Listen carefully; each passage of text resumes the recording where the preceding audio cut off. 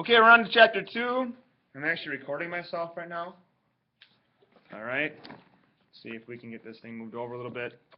This won't be the best quality video, but it'll definitely do the job as far as just recording my voice here. Okay, chapter 2 is going to focus on the causes of the American Revolution, and we'll probably spill into chapter 3 if we have enough time this morning, which is the American Revolution from 1774 to 1783. Start off by talking about the big thing that you'll be asked in chapter 2, or a big topic here, is questions about the war itself. Was the war anti-imperialist, or was it more of a social domestic thing? Okay.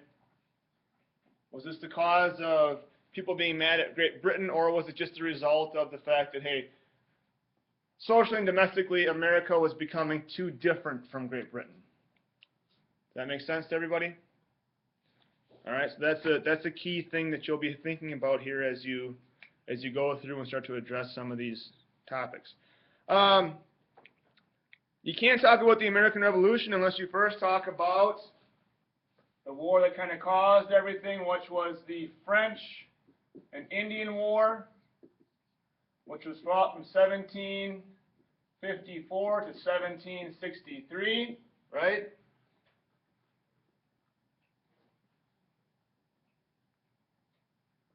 Couple of key things about French and Indian War. It was a part of a bigger war between France and Great Britain that lasted from 1689 to 1763, basically a non-stop fighting between the two countries with a couple of reprieves in there, but they were pretty much going after it.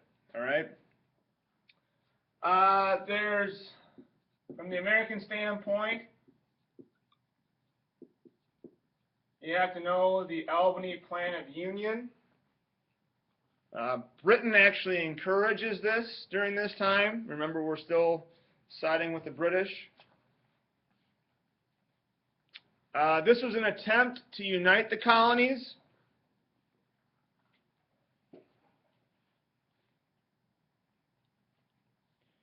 It falls apart.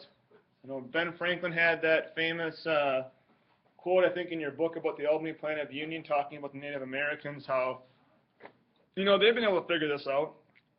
The Iroquois, they have a really nice confederation. They get along well. How come we can't do it? You know, we call them savages. The reason why it falls apart is because nobody wants to give up any power.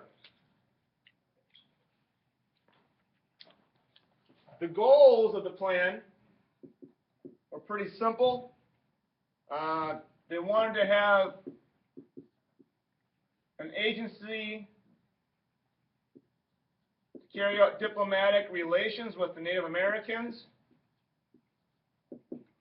Okay?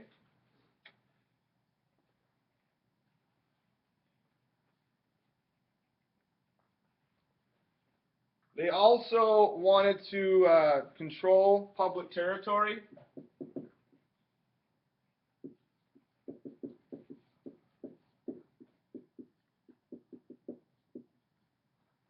They wanted to help raise an army. And of course, tax colonial citizens. This would have been really interesting had this thing gone through and worked well. I wonder how this would have impacted the American Revolution, because I think we would have had more of a united front here in America, and maybe we wouldn't have been pushed around as much as we were after the war. The end of the war, Peace of Paris.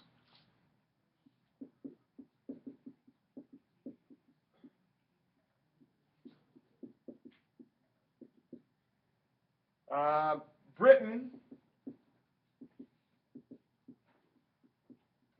they clean up. They received all of French Canada. You guys get this written down? All of French Canada and areas that were south of Canada and east of the Mississippi River. So all of French Canada and areas that were south of Canada and east of the Mississippi River. Which is where? What area is that today? Like, what would we call that? Ohio, right? Ohio River Valley. Big portion here.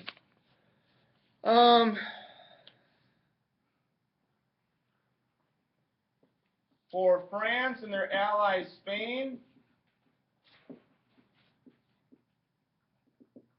they lose the West Indies. Any claims that they have there.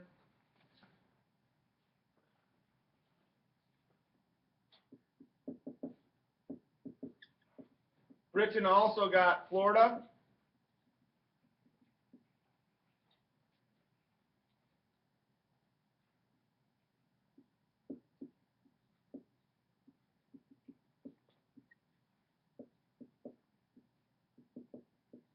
And Spain, from France, received all of the territory west of the Mississippi.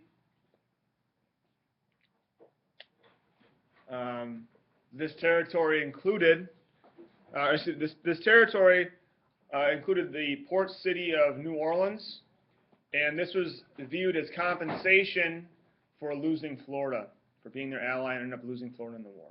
Okay?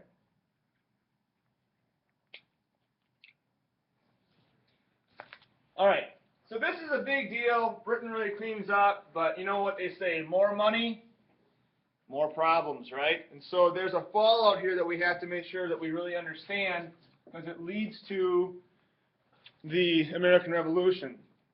So problems inherited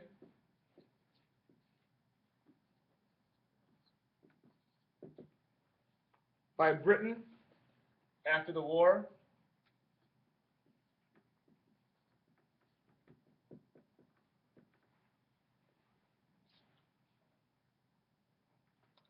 First one is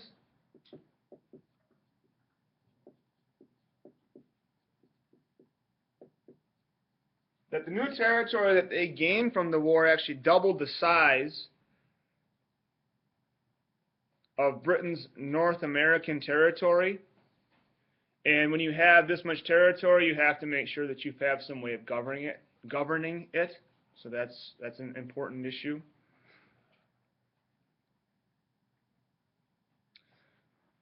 They also needed to, with governing this area, they had to have troops and money to support troops to maintain the control of this vast territory.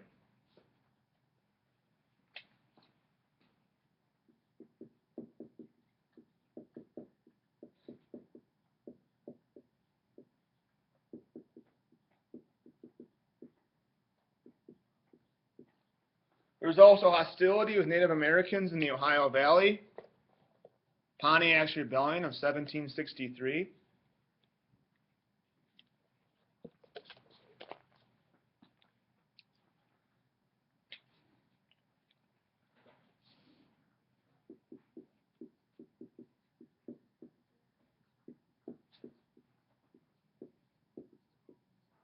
French Canada had to be assimilated into the British Empire. And of course, the treatment of the French Canadians, giving them a little bit more freedom, was something that really ticked off a lot of the colonists. If you remember that from way back when we read about that, back in probably September. What's that? Yeah, they were kind of given a lot of permission to just kind of be on their own, a little bit more self-governing than the colonial British subjects had. I think Catholicism was part of that, if I remember correctly.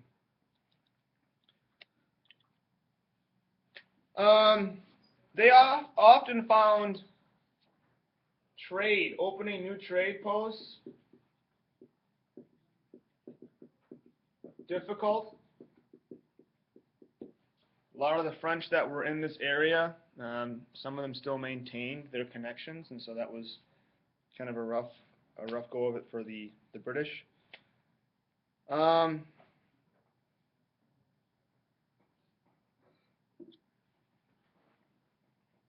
They also had an increase in problems with the American colonists.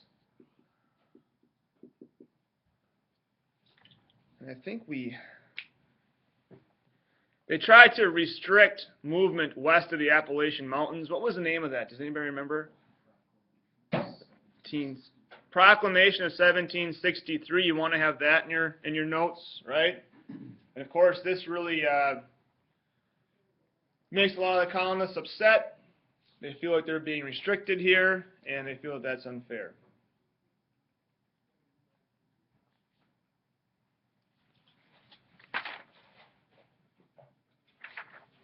All right, let's talk about the revolution questions here. Revolution questions.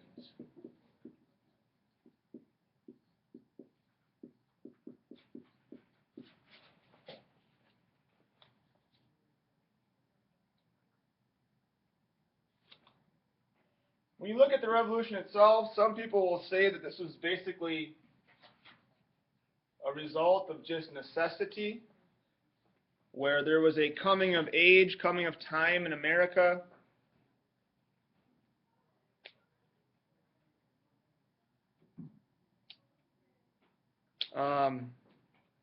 Some people feel that it maybe wasn't necessary. Like the British, like the subjects could have remained subjects of Great Britain, and they could have remained obedient to England had they not made any mistakes. So if you have a DBQ about that, there might be, or an FRQ, you might be able to take one of those two positions. Either this is a coming of time, where this is just a natural occurrence, or, you know, had England not made so many mistakes, there wouldn't have been the need for a revolution. All right, so just kind of be thinking about that here as we go along. Some people question whether or not the revolution itself was a true revolution.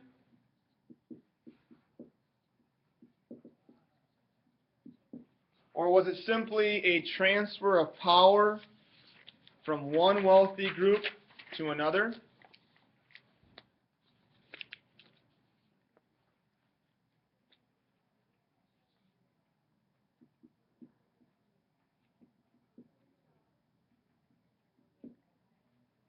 Some people see this as a capitalist movement.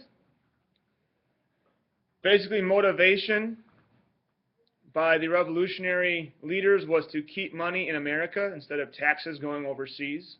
So there's a couple of different perspectives you can take on the revolution.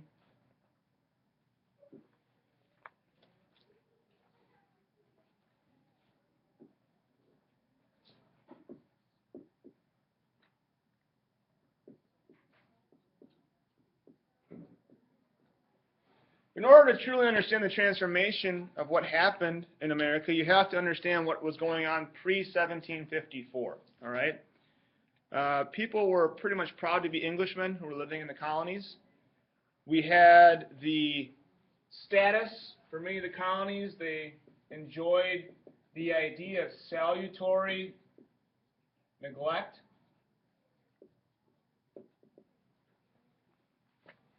This is the concept that basically the British government would pass policies, but they wouldn't necessarily enforce them. You guys remember that, right?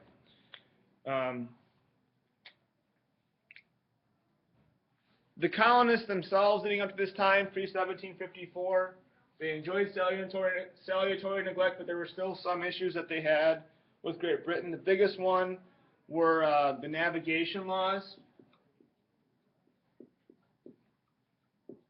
And there were navigation laws that were passed in 1660, 1663, 1673, and 1696.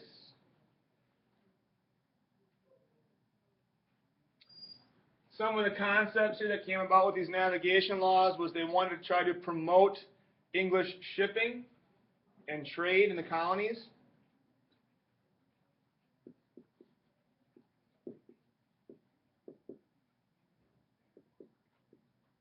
And in an effort to improve British trade in the colonies, they end up kind of controlling everything. All right, so colonists have a problem with that because it takes away from the free market. There's also, at this time, the writs of assistance that was passed, and this was basically you could go on board a ship, check it for search warrants, right? And that upset a lot of colonists. Other acts that came about during this time, we had the Wool Act of 1699. There was the Hat Act, beaver pelts here, 1732, and the Iron Act, 1750. Basically, all these acts kind of limited manufacturing in America. So they limit manufacturing in America, and there must be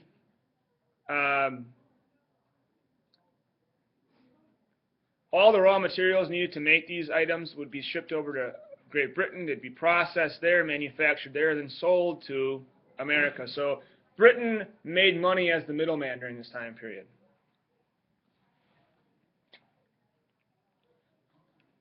There was also the Molasses Act.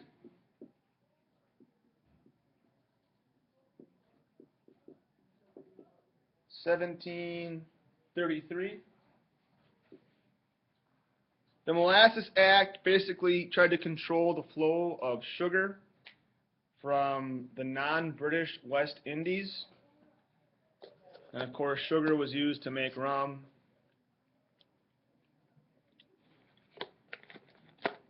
And Britain again wants to make money off of this. All right. Let's talk about the causes of the American Revolution.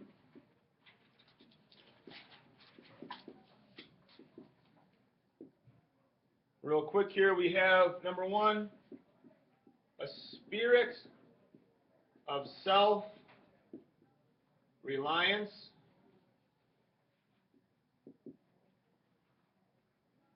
After decades of colonial legislature and economic independence, there's this spirit in America that we should be able to govern ourselves and not need to have somebody looking over us.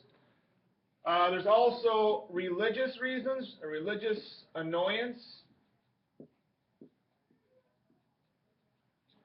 Some of the people in New England haven't forgotten about being kicked out of Great Britain for their beliefs.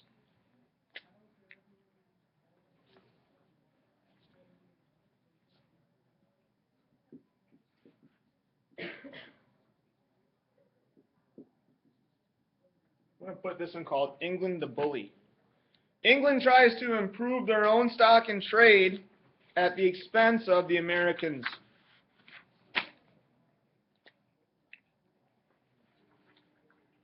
Ms. Rowley, please call extension 5300. Ms. Rowley, please call extension 5300. No taxation without representation. We talked about in lectures about the French and Indian War how the Americans felt it was unfair that they had to pay for it. When we look at the British perspective, though, it makes sense. You know, they're protecting these people, and they think that they should have to have some type of responsibility for paying for the soldiers that are over there. And so colonists feel that they should. Colonists are asked to pay for the expenses, and if they're going to be charged with the expenses, obviously they feel they should have some representation in government.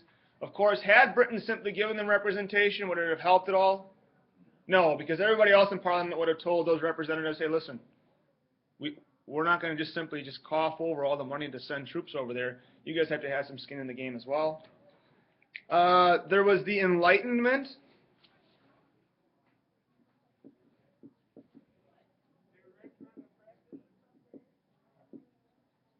Talked about people who were major writers of the time. John Locke was one of them, right? And they were well read, these people that were our leaders. People like Jefferson and Adams really theorized about different types of governments that were out there. Mercantilism was a cause.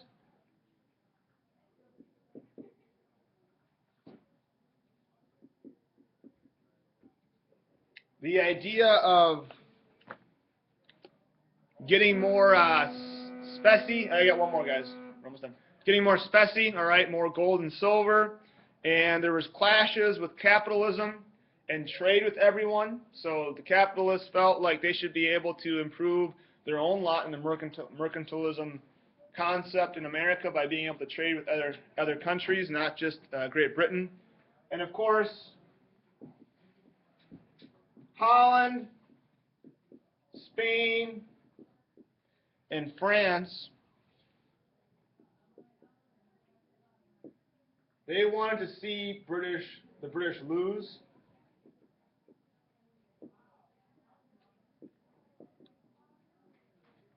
And that kind of helps spark this American Revolution as well. All right.